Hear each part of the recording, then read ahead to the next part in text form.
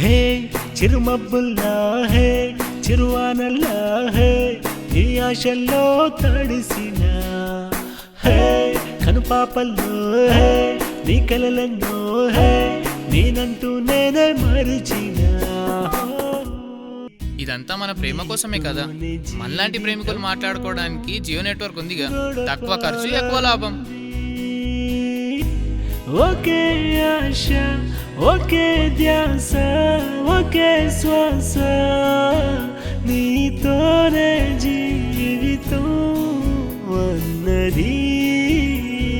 హే చిరుమబ్బుల్లా హే చిరువానల్లా హే నీ ఆశల్లో తడిసిన హే కనుపాపల్లో హే నీ కలలన్నో హే నేనంటూ నేనే మరిచిన.